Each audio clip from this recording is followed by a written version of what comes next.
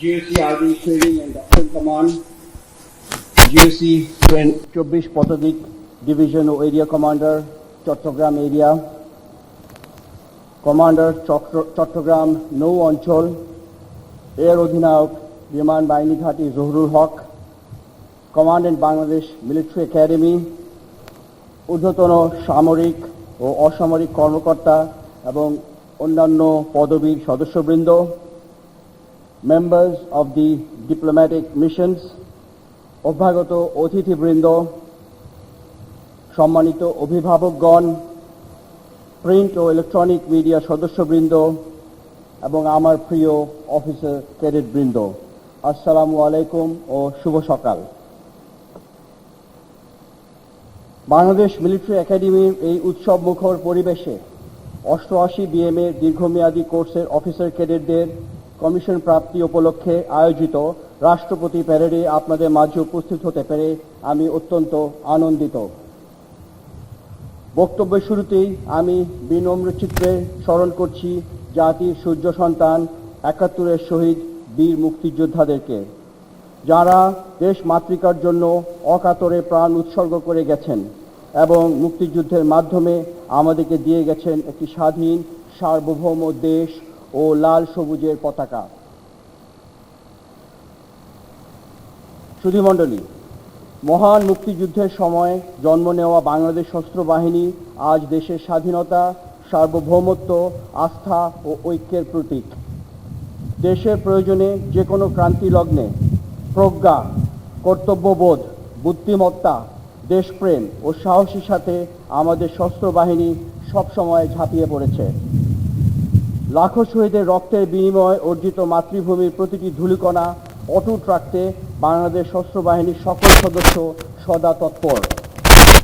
আমি স্বাধীনতা পরবর্তীকালে পার্বত্য চট্টগ্রাম সহ দেশের জন্য প্রাণ উৎসর্গকারী সশস্ত্র বাহিনীর সকল সদস্যের অবদানের কথা শ্রদ্ধাভরে স্মরণ করছি।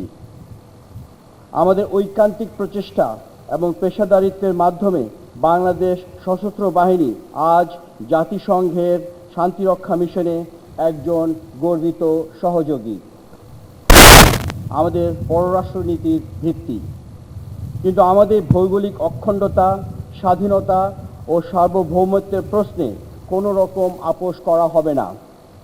বাংলাদেশ সেনাবাহিনীর প্রধান কাজ হচ্ছে নন ট্রেডিশনাল থ্রেট সহ সকল বাহ্যিক ও আন্তঃরাষ্ট্রীয় হুমকি থেকে দেশের নিরাপত্তা ও প্রতিরক্ষা নিশ্চিত করা। তারই অংশ হিসাবে বাংলাদেশ সেনাবাহিনী একের পর এক বিভিন্ন গুরুত্বপূর্ণ দায়িত্ব ও প্রকল্প সফলভাবে সম্পন্ন করার মাধ্যমে আজ দেশের একটি বিশ্বস্ত সংস্থায় পরিণত হয়েছে।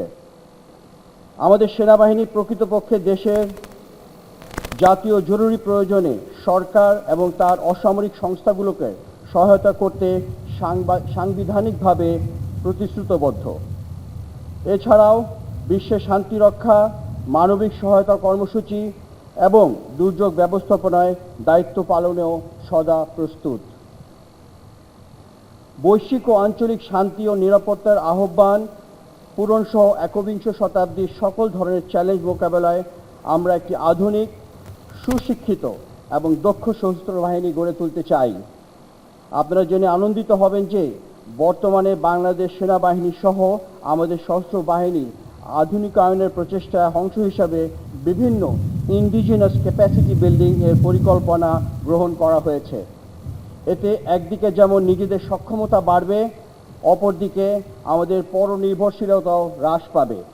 সেই সাথে কষ্টার্জিত বৈদেশিক মুদ্রার সাশ্রয় হবে।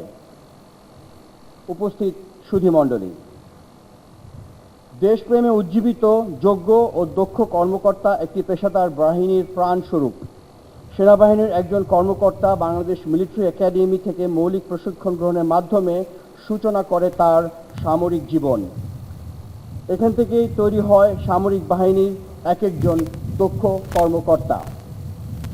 1974 সালে প্রতিষ্ঠিত বাংলাদেশ মিলিটারি একাডেমি এই প্রয়োজনীয়তাকে সামনে রেখে এবং জাতীয় কবি কাজী নজরুল ইসলামের অমর কবিতা বিদ্রোহীর যুগশ্রেষ্ঠ বাণী চির উন্নত মমশিরকে হৃদয়ে ধারণ করে সামরিক নেতৃত্ব তৈরির নিরন্তর প্রচেষ্টা চালিয়ে যাচ্ছে।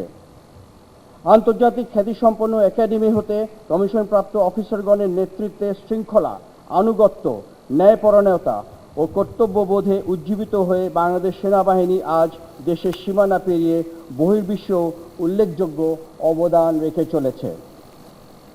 বন্ধুপ্রতিম বিভিন্ন দেশের অফিসার ক্যাডেটগণও এই একাডেমিতে প্রশিক্ষণ গ্রহণ করছে। একাডেমির নাম বিশ্ব দরবারে আরও ব্যাপ্তি লাভ করবে বলে আমি দৃঢ়ভাবে বিশ্বাস করি।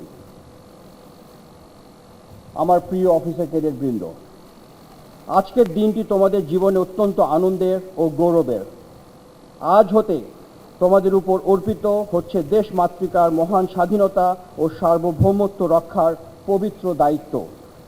কারণ বিএমএতে দীর্ঘ 3 বছর কঠোর প্রশিক্ষণ শেষে আজ তোমরা বাংলাদেশ সেনাবাহিনীতে কাঙ্ক্ষিত কমিশন লাভ করতে যাচ্ছ। এই জন্য তোমাদের সকলকে জানাই আমার আন্তরিক অভিনন্দন।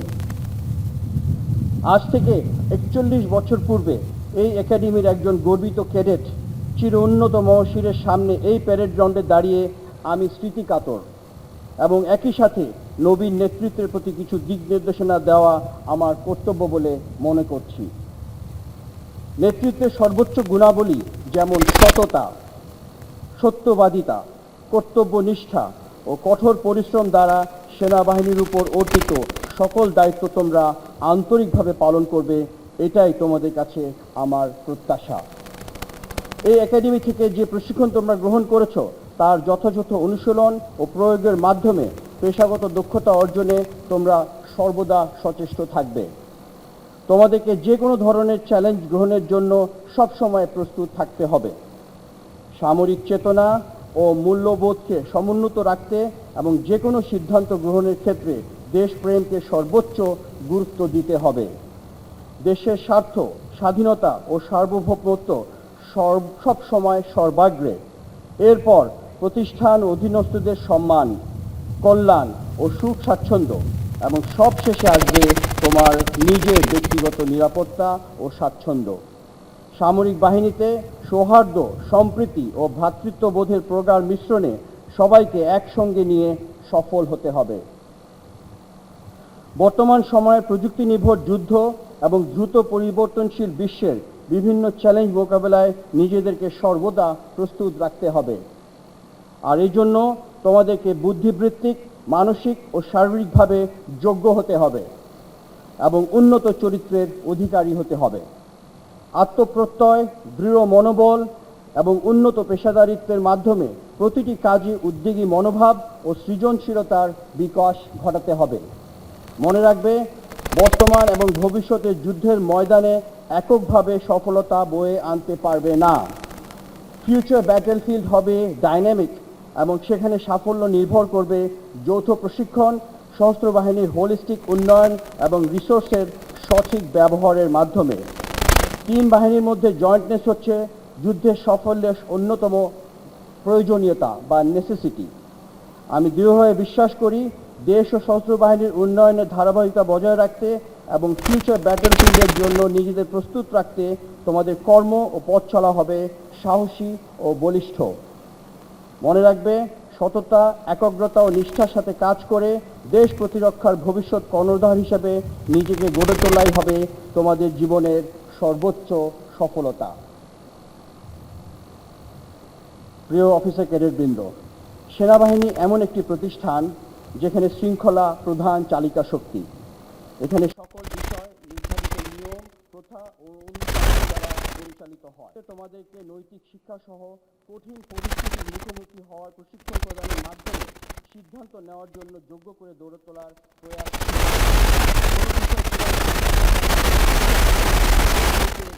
হবে। আমার বিশ্বাস, বাংলাদেশ মিলিটারি একাডেমির উন্নত ও বিশ্বাসী